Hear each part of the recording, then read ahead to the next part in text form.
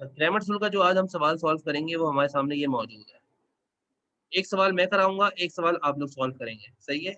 इस सवाल को अच्छी तरीके से समझना है आपने ताकि आपका ये एक सवाल बहुत अच्छे तरीके से कवर हो जाए।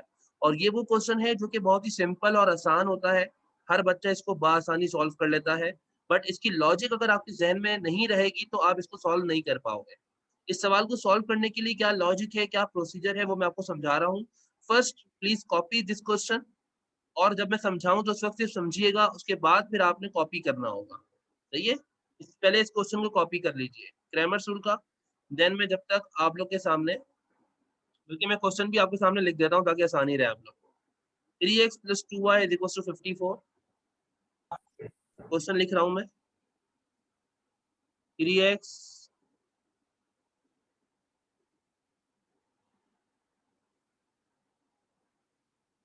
3x + 2y = 54 दूसरा हमारे पास क्या है? फिर 2x - 3y = 10 2x - 3y = 10 ये हमारे सामने एक क्वेश्चन है क्रैमर रूल का। अच्छा, क्रैमर रूल को सॉल्व करने के लिए सबसे पहले आप ये ज़हन में रखें, आपको क्रैमर रूल का फ़ॉर्मूला पता होना चाहिए। क्रैमर रूल का फ़ॉर्मूला होता है, अपने पास लिख लीजिएगा, मैं मिटा दूँगा फिर। x का फ़ॉर्मूला होता है dx/d, y का फ़ॉर्मूला होता है dy/d। ये आपके पास फ़ॉर्मूला है। जो साथ में मॉड लगा रहा हूँ मैं, इस मॉड का मतलब डिटर्मिनेंट होता है। तो आपने बेसिकली क्रैमर रूल के अंदर x और y की वैल्यू फाइंड आउट करनी है। ये आपका मोटिव है और मकसद है इस सवाल का। तो ये तो क्रैमर रूल में you have to find the value of, बेटा नुमान राजा क्रैमर रूल पढ़ रहे हैं हम लोग। We are studying the Cramer rule. Cramer rule का फॉर्मूला मैंने आपके सामने लिख दिया है।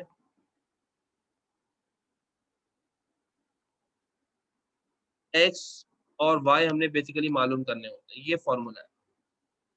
साथ में ये मॉड लगे हुए हैं, सही है, ये मॉड कहलाते हैं।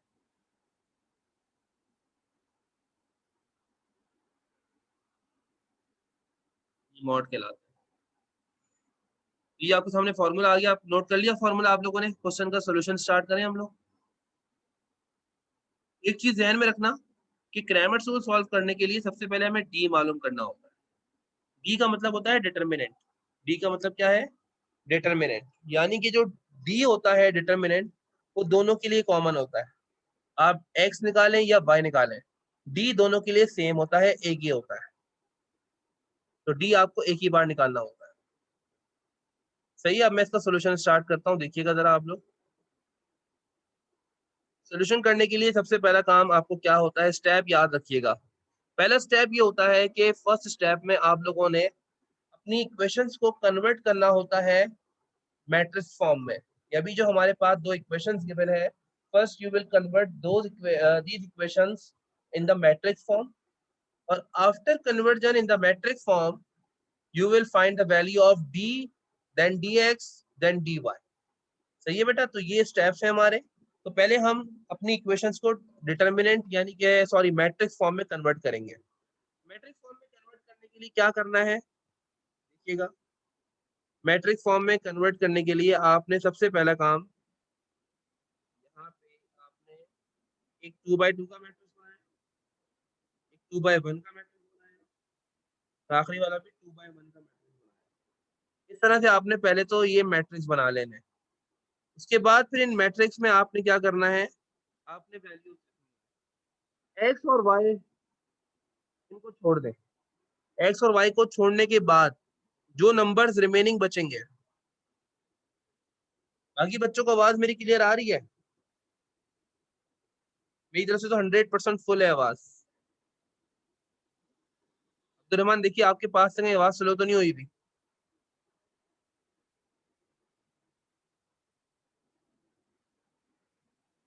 जी बेटा अब्दुल रहमान, देखिए आपके पास से आवाज स्लो तो नहीं है?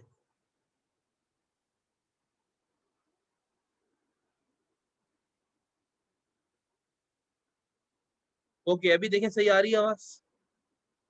जब तक आवाज क्लियर ना हो, शामिर खान अपनी आवाज आप अपने पास से बढ़ाएं जरा, आवाज आती है, आता नहीं है। चले कंटिन्यू करते हैं, ओके।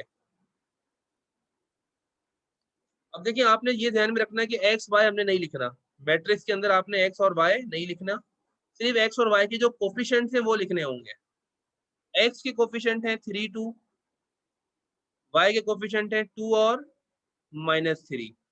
इसका ख्याल करना कि अगर आपकी वैल्यू माइनस में है तो आपने माइनस भी मेंशन करना है, अगर प्लस में है तो प्लस को मेंशन करने की जरूरत नहीं होती। सही है बेटा, प्लस को मेंशन करने की जरूरत नहीं होती। उसके बाद एक आ जाएगा यहाँ पे एक्स, एक आ जाएगा वाई, यहाँ पे आ जाएगा 54 और यहाँ पे आ जाएगा 10। तो सबसे पहला स्टेप, आपने अपनी इक्वेशंस को कन्वर्ट कर दिया मैट्रिक्स फॉर्म में। अब आपका सोल्यूशन स्टार्ट होगा कैसे? आपने सबसे पहले डी यानी डिटर्मिनेंट मालूम करना, और डिटर्मिनेंट मालूम करने के लिए आपने इस तरह से दो मॉड लगा देने। दो मॉड लगा दिए, और जब मॉड लगा दें तो आपने क्या करना है, जो हमारा फर्स्ट मैट्रिक्स है, इस मैट्रिक्स के जो एलिमेंट्स हैं उनको एज इट इज कॉपी कर दें। 3 2 2 -3 कर दिया। और ये करने के बाद आपने क्या करना है,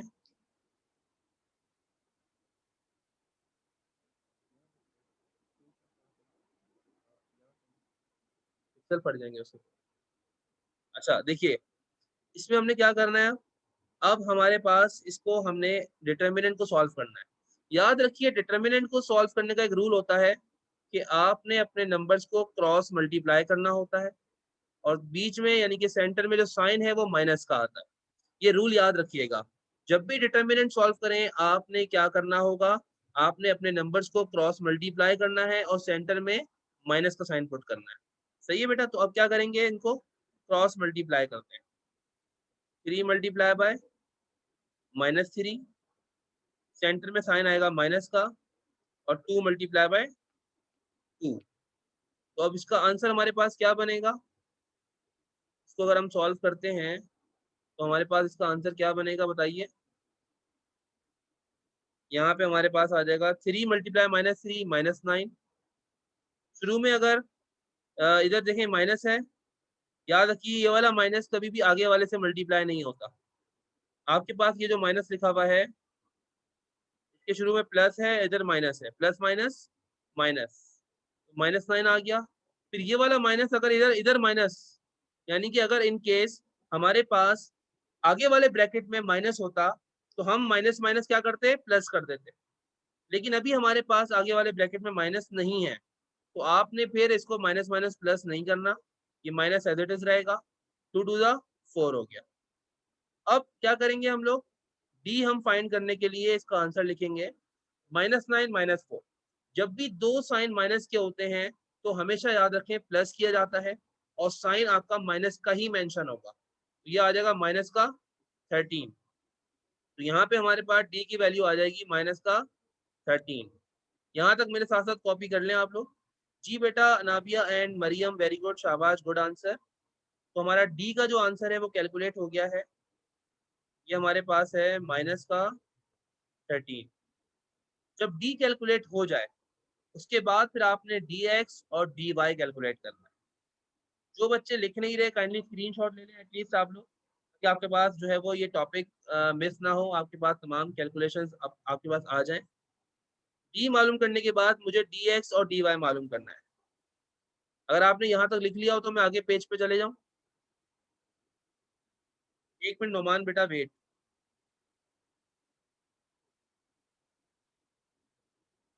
अपने पास से नोमान आवाज चेक करें, कोई प्रॉब्लम तो नहीं है। ओह, जिनको आवाज का इशू आ रहा है थोड़ा बहुत, बाकी आपको रिकॉर्डिंग में इंशाल्लाह मिल जाएगी।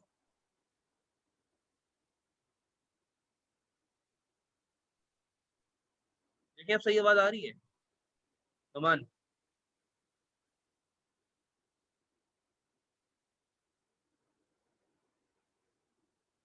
जी नोमान बेटा, आवाज क्लियर है?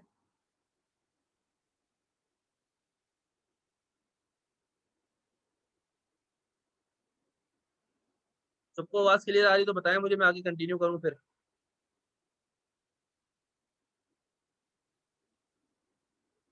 बेटा चैट बॉक्स में जल्दी से बताइए।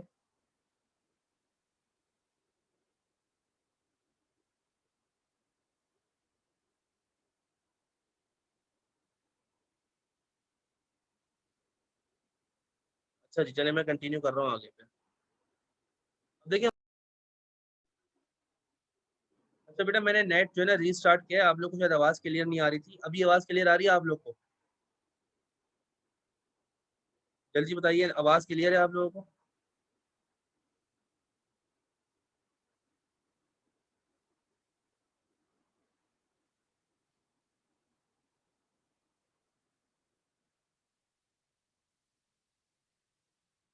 अभी देखिए आवाज क्लियर आ रही है आपको?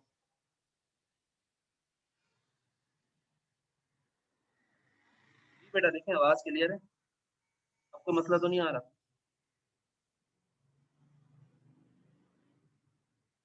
बताइए। ओके है। Okay okay. बेटा मरियम अब सही आ रही होगी मेरे ख्याल में, अब तो मैं वाईफाई से चिपक के बैठ गया हूँ बिल्कुल। वाईफाई मैंने बिल्कुल मोबाइल लैपटॉप के साथ चिपका दिया है। माइट भी पॉसिबल, अब जो मसला अगर आपको आ रहा है तो आपका अपना कोई एरर होगा, अब होना नहीं चाहिए। चलिए मैं कंटिन्यू करता हूँ, वहीं से हम लोग का डी मालूम हो चुका था। डी हमने मालूम कर लिया था, now we have to find the D X and D Y. अब हमें डी एक्स निकालना है और डी वाई निकालना है। डी एक्स मालूम करने के लिए आप क्या करोगे, आपने इस तरह से मॉड बनाया।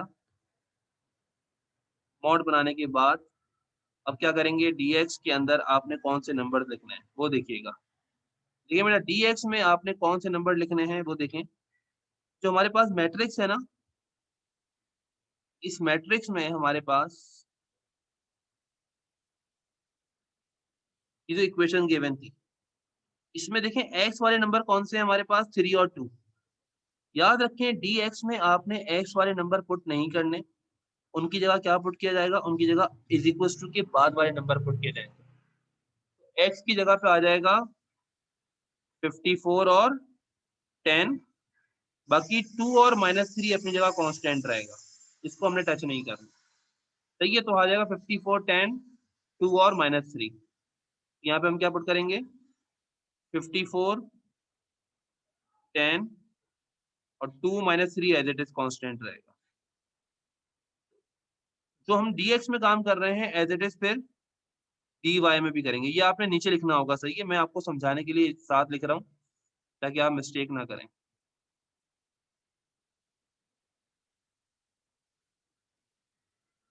तो dy is equal to, dy में भी क्या होगा, जो आपके शुरू वाले नंबर थे वो तो अपनी जगह कांस्टेंट रहेंगे, बाकी y वालों की जगह 54 और, यानी कि dy में y वाले नंबर नहीं लिखने होते, उनकी जगह क्या पुट करते हैं, इज इक्वल टू के बाद वाले यानी कांस्टेंट जो हमारे पास है वो पुट करेंगे, और dx में x की जगह पे कांस्टेंट पुट करेंगे। तो यहाँ पे हमारे पास जो dy में x वाले नंबर थे वो अपनी जगह कांस्टेंट यानी अपनी जगह फिक्स रहेंगे, उनको हमने चेंज नहीं करना है, वो अपनी जगह पे फिक्स रहेंगे। तो x वाले नंबर 3 और 2 थे, वो अपनी जगह 3 और 2 सेम रहेंगे। तो ये आपने बात याद रखनी है। ओके बेटा, ना भी आपने कैलकुलेट कर लिया है। अच्छा जी, देखिए यहाँ पे अब हम लोग पहले डी एक्स मालूम करते हैं। एक बच्ची ने मुझे ऑलरेडी कैलकुलेट करके बता दिया है, -182। देख लेते हैं इन्होंने सही करा या नहीं करा। क्रॉस मल्टीप्लाई करेंगे, 54 मल्टीप्लाई बाय -3, बीच में आ जाएगा -2 मल्टीप्लाई बाय 10। 54 इंटू -3 आपका आ जाएगा माइनस का 162, -2 10 20। जब भी दो साइन माइनस के हों तो प्लस करते हैं, साइन माइनस का ही आता है। ये हो जाएगा माइनस का 182। जी बेटा नाबिया, वेरी गुड, आपने बिल्कुल सही कैलकुलेट किया है। अब डी वाई मालूम करना है। क्रॉस मल्टीप्लाई करें, 3 मल्टीप्लाई बाय 10, बीच में आ जाएगा -54 मल्टीप्लाई बाय 2। आप लोग वेरीफाई करते रहे आंसर, 3 10 30, -54 टू द 108। मुझे बताइए जरा, 30 में से माइनस करें 108, क्या वैल्यू आती है? जी मरियम बेटा, 78 या -78? साइन भी बताइए, 78 या -78? आपकी बड़ी वैल्यू -108 है, और जब बड़ी वैल्यू माइनस में होगी तो आपका आंसर वैल्यू भी माइनस में आएगी। तो ये आ गया आपका माइनस का 78। तो हमारे पास dx dy दोनों कैलकुलेट हो चुके हैं, dx भी आ गया और dy भी आ गया। जब dx dy दोनों कैलकुलेट हो जाएं तो उसके बाद क्या करते हैं हम लोग, उसके बाद फिर आप लोगों ने यहाँ पे क्या करना है, अब आपने आंसर लिखना है। हमारा फॉर्मूला क्या था, फॉर्मूला था x का dx अपॉन डी,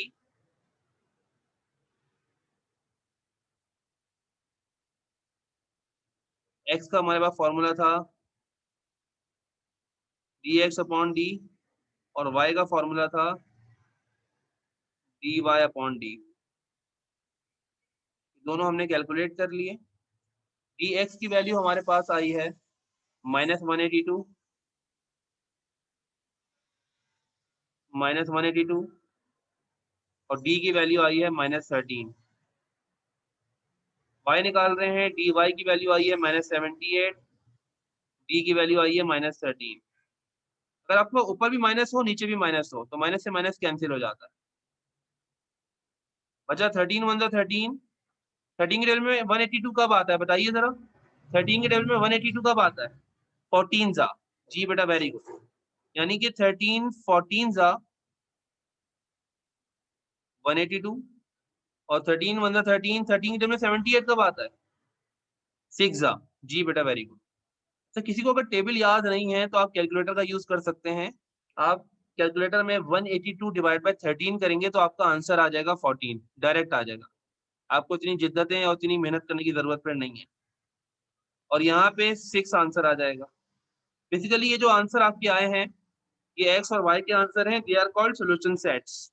इनको सोल्यूशन सेट्स भी कहा जाता है। आंसर लिखने का तरीका क्या होगा वो देखें।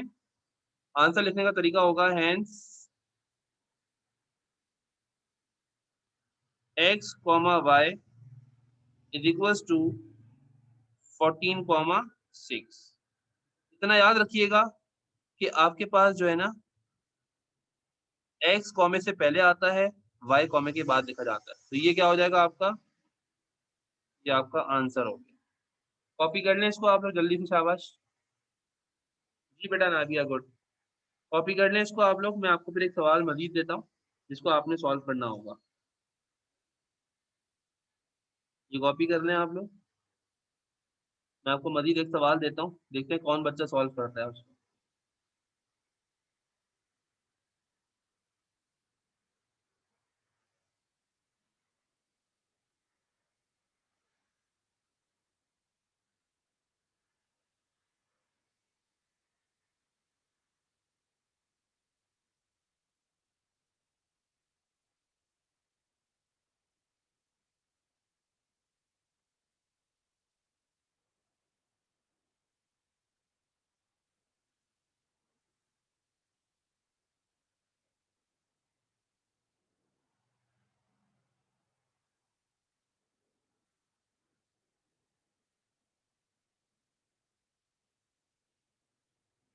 क्वेश्चन ओपन कर रहा हूँ मैं आपके सामने।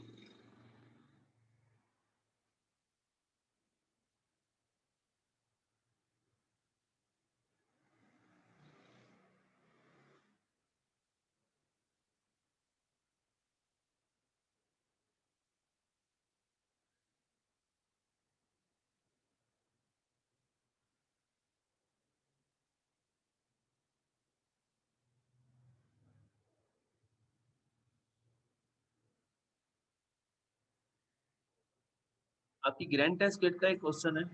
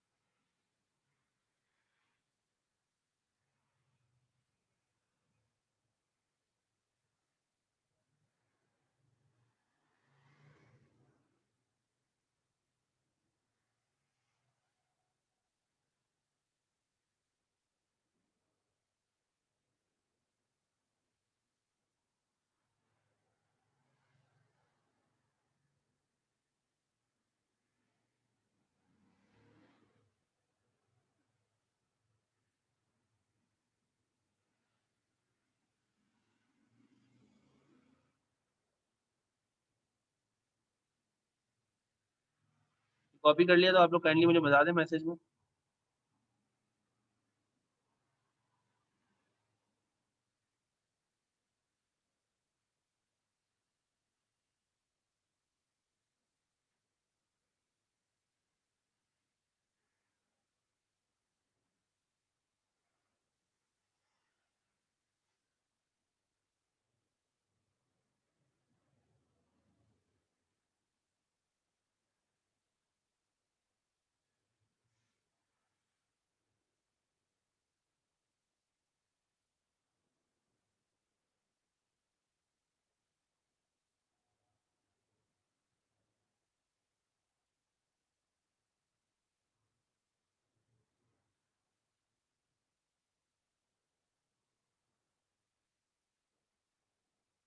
देखिए आपके सामने सवाल नजर आ रहा है, कौन सा क्वेश्चन सॉल्व करना है आप लोगों ने बता देता हूँ।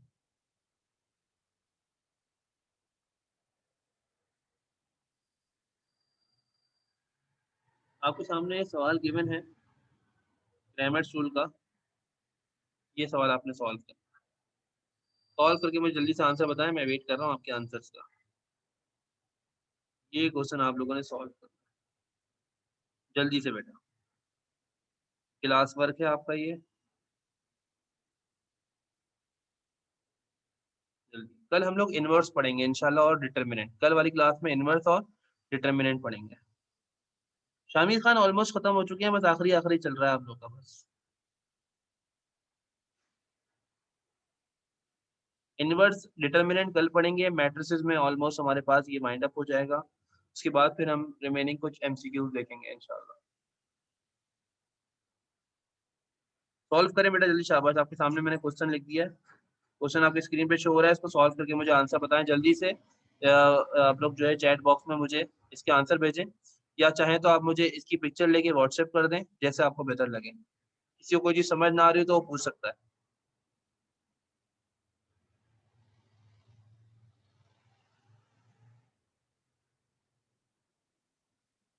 जल्दी से करके बताइए मुझे।